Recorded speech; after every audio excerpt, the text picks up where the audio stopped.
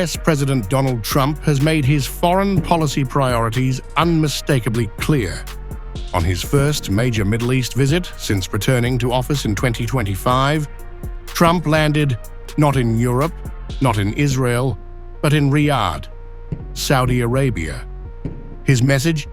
It's not about diplomacy or defense, it's about business. Trump skipped traditional allies and headed straight into a Saudi-hosted investment forum, pushing for trillions in deals. With a $600 billion pledge already on the table from Riyadh, Trump pushed for a $1 trillion commitment, cementing U.S. leadership not through military power, but economic muscle.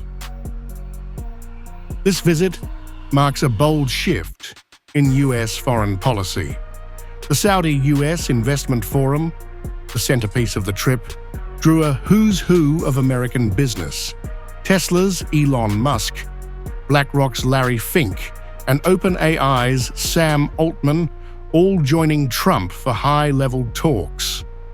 Trump placed his bet on Vision 2030, Crown Prince Mohammed bin Salman's ambitious plan to transform the Saudi economy. Massive giga-projects like NEOM, a $500 billion tech-powered megacity, offer a golden opportunity for American investors and innovators. Planning to ease chip export restrictions to some of these Gulf countries, and then also make announcements regarding... We might be doing that, yeah. And their nuclear programs, civilian nuclear programs. And it'll be announced soon. So why Saudi Arabia? 3 reasons stand out. First, energy and money. Saudi Arabia remains a key global oil producer and an investment powerhouse. Trump's move signals to the world: America is open for business. Stability.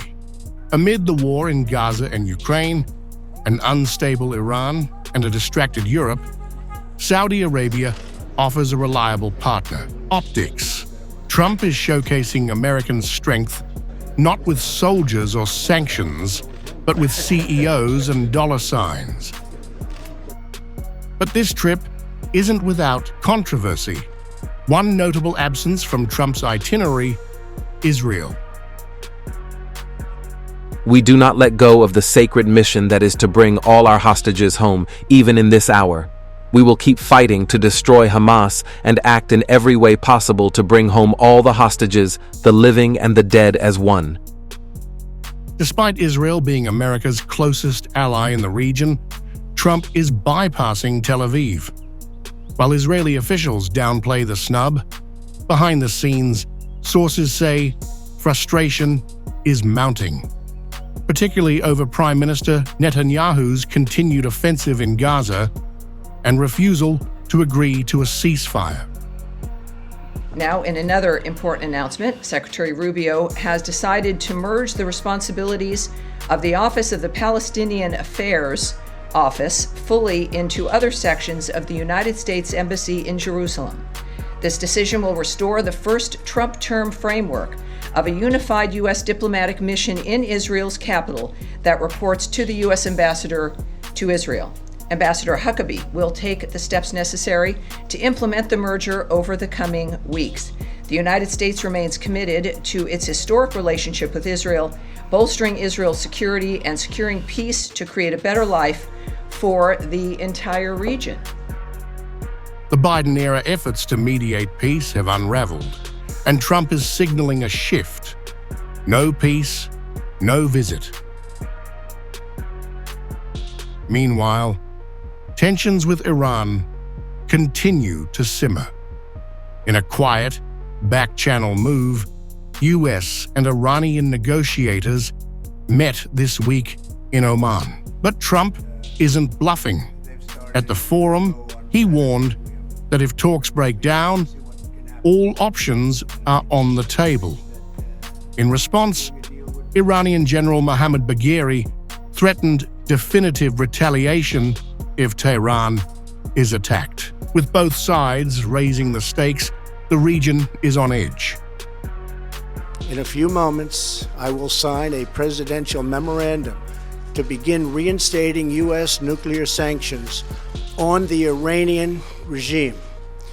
We will be instituting the highest level of economic sanction. Any nation that helps Iran in its quest for nuclear weapons could also be strongly sanctioned by the United States. America will not be held hostage to nuclear blackmail. Beyond business, arms deals are back on the table. Trump has signed a $100+ billion weapons package for Saudi Arabia, including advanced drones and missile defense systems. Trump also announced that the US will lift long-standing sanctions on Syria and secured a $600 billion commitment from Saudi Arabia to invest in the United States on a trip to the Gulf. I will be ordering the cessation of sanctions against Syria in order to give them a chance at greatness.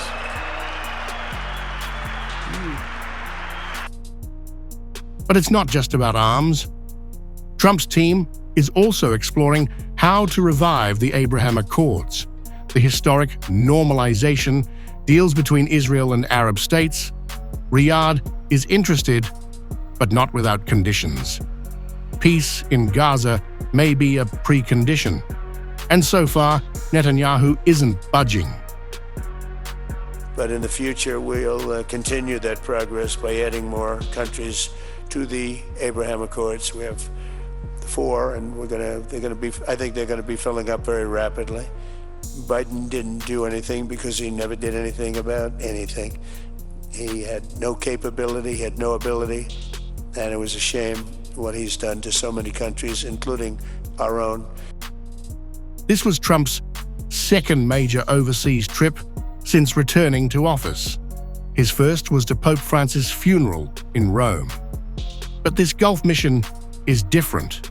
It's strategic, it's transactional, and it comes at a moment when geopolitical lines are being redrawn.